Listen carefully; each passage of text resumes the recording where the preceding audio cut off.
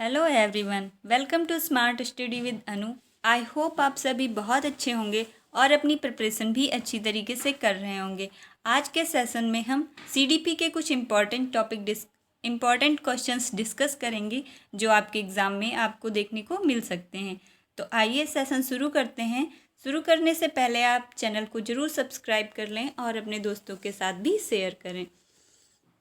Question first है, राष्ट्रीय पाठ्यचर्या की रूपरेखा एनसीएफ 2005 के अनुसार शिक्षक की भूमिका है। ऑप्शन है सत्तावादी, ऑप्शन बी अधिनायकीय, ऑप्शन सी अनुमतिपरक, ऑप्शन डी है सुविधादाता। तो इसमें से कौन सा सही है? एनसीएफ 2005 के अनुसार शिक्षक की भूमिका सुविधा प्रदाता के जैसी होनी चाहिए। आइए नेक्स्ट क्वेश्चन देखते हैं।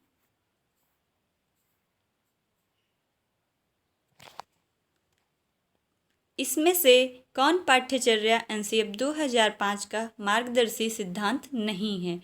जब आप एग्ज़ाम देंगे तो ये नहीं अच्छे से पढ़ लेंगे, क्योंकि ये हमें अक्सर कंफ्यूज कर देता है या इससे हमारे क्वेश्चंस गलत हो जाते हैं। हम नहीं है ज़्यादा ध्यान से नहीं देखते हैं।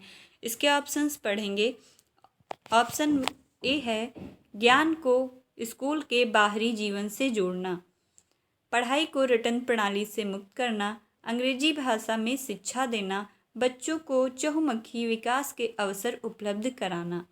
आपने एनसीएफ 2005 अगर अच्छे से पढ़ा है तो आपको मार्गदर्शी सिद्धांत जो 5 हैं अच्छे से आते होंगे। उसमें ज्ञान को स्कूल के बाहरी जीवन से जोड़ना कहा गया है कि बच्चों के स्कूल के बाहर की दुनिया से जोड़कर पढ़ाया जाए और रटन प्रणाली से भी मुक्त किया जाए। बच्चों को रटने पे जोर ना दिया जाए, उनको अच्छे से समझाया जाए, सिखाया जाए। रटन प्रणाली बिल्कुल गलत है। ये ऑप्शन देखते ही आप निगेटिव में रखेंगे, इसको कभी टिक नहीं करेंगे। अंग्रेजी भाषा में शिक्षा देना, अगला ऑप्शन भी देख लेते हैं। बच्चों को चहुमुखी विकास के अवसर उपलब्ध कराना। तो एनसीएफ 2005 के सिद्धांत में ज्ञान को स्कूल के बाहरी जीवन से जोड़ना भी बताया गया है, पढ़ाई को रटन प्रणाली से भी मुक्त कराना बताया गया है और बच्चों के चहुमुखी विकास के अवसर उपलब्ध कराना भी बताया गया है। इसमें ऑप्शन सी नहीं दिया गया है, अंग्रेजी भाषा में शिक्षा देना। बहुभाषा मातृभाषा की बात की गई है, लेकिन ये नहीं कहा गया है कि अंग्रेजी भाषा में शिक्षा देना। नेक्स्ट क्वेश्चन देखते हैं। आपको आंसर भी दिख जा रहा है। क्वेश्चन नंबर 3 है, राष्ट्रीय पाठ्यचर्या फ्रेमवर्क 2005 में अपनी समझ डैश डैश से प्राप्त की जाती है। तो यहाँ पे कौन सा ऑप्शन सही होगा देखते हैं। ऑप्शन ए है व्यवहारवाद, ऑप्शन बी है रचनावाद, ऑप्शन सी है संज्ञानात्मक सिद्धांत, ऑप्शन डी है मानवतावाद। इसमें कौन सा ऑप्शन सही है? इसमें ऑप्शन बी सही है, रचनावाद। राष्ट्रीय पाठ्यचर्या फ्रेमवर्क 2005 में अपनी समझ रचनावाद से प्राप्त की है। हर बच्चे में अपनी कुछ गुण होते हैं, कुछ कौशल होते हैं, उनको बच्चों को प्रकट करने के पूरे अवसर देना चाहिए, उन्हें रचनात्मक कार्यों में जरूर लगाना चाहिए। आइए नेक्स्ट क्वेश्चन देखते हैं।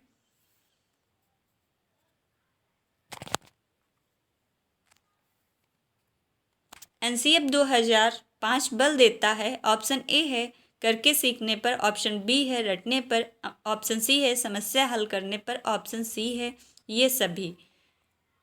अक्सर हम सभी ये सभी देखकर ऑप्शन डी पर टिक करते हैं, लेकिन क्वेश्चन को बहुत अच्छी तरीके से पढ़ेंगे। एनसीएफ 2005 करके सीखने पर बल देता है, रटने पर बिल्कुल नहीं देता है, इसलिए ये ऑप्शन भी गलत हो जाएगा। नेक्स्ट क्वेश्चन देखते हैं। क्वेश्चन नंबर 5, विकास का सिद्धांत सिर पदाभिमुख दिशा सिद्धांत व्याख्या करता है कि ऑप्शंस अच्छे से पढ़ेंगे। सामान्य से विशिष्ट की ओर, भिन्न से एकीकृत कार्यों की ओर, सिर से पैर की ओर, ग्रामीण से शहरी क्षेत्रों की ओर। अगर आपने ये सिद्धांत पढ़ा है तो आसानी से आप ऑप्शन देख लेंगे, सिर से पैर की ओर। विकास का सिर पदाभिमुख सिद्धांत यह बताता है कि बच्चे का विकास पहले सिर का होता है, फिर उसके पूरे शरीर का होता है, मतलब सिर से पैरों की तरफ विकास होता है। उम्मीद है आपको ये क्वेश्चंस अच्छे से समझ में आ रहे होंगे। नेक्स्ट क्वेश्चन देखते हैं। प्रकृति पोषण विवाद निम्नलिखित में से किससे संबंधित है? ऑप्शन ए है आनुवांशिकी एवं वातावरण, ऑप्शन बी है व्यवहार एवं वातावरण, ऑप्शन सी है वातावरण एवं जीव विज्ञान, ऑप्शन डी है वातावरण एवं पालन पोषण। प्रकृति पोषण विवाद, इसके लिए ऑप्शन कौन सा सही होगा? इसका राइट ऑप्शन है ऑप्शन ए आनुवांशिकी एवं वातावरण। ये भी इम्पॉर्टेंट है, इससे भी क्वेश्चंस जरूर बनते हैं, इसलिए ये भी अच्छे से समझते हुए चलेंगे। नेक्स्ट क्वेश्चन है, बच्चों में प्रतिभाशालीता के कारण हो सकती है, किसके कारण हो सकती है? ऑप्शंस हैं एक संसाधन समृद्धि वातावरण, ऑप्शन बी है सफल माता पिता, ऑप्शन सी है एक अनुशासित दिनचर्या, ऑप्शन डी है आनुवांशिकता और वातावरण के बीच अंतःक्रिया। बच्चों में प्रतिभाशालीता के लिए जरूरी है आनुवांशिकता और बच्चों के बीच और आनुवांशिकता और वातावरण के बीच एक अंतःक्रिया। मतलब अगर उसे आप अच्छा वातावरण दे रहे हैं तो उसके प्रतिभाशाली होने के चांस बढ़ जाते हैं। ये सबसे सही ऑप्शन है। नेक्स्ट क्वेश्चन पढ़ेंगे, बच्चों के सामाजिक विकास को प्रभावित करने वाले कारक हैं। ऑप्शन है आर्थिक तत्व, ऑप्शन बी है सामाजिक परिवेशजन्य तत्व, ऑप्शन सी है शारीरिक तत्व, ऑप्शन डी है वंशानुगत तत्व। जैसा कि आप देख रहे हैं इसमें दिया गया है सामाजिक विकास को प्रभावित करने वाले कारक। तो सामाजिक विकास को प्रभावित करने के लिए सबसे अच्छा ऑप्शन है ऑप्शन बी सामाजिक परिवेशजन्य तत्व। इसका सही ऑप्शन है option number B. Next question है, क्वेश्चन बहुत अच्छी तरीके से पढ़ेंगे। राज्य स्तर की एक एकल गायक प्रतियोगिता के लिए विद्यार्थियों को वरीयता देता है। राज्य स्तर की एक एकल गायक प्रतियोगिता के लिए, यहाँ पे क्वेश्चन में थोड़ा सा गलत हुआ है, यहाँ पर आप कर लेंगे लड़कियों को। राज्य स्तर की एकल गायक प्रतियोगिता के लिए लड़कियों को वरीयता देता है।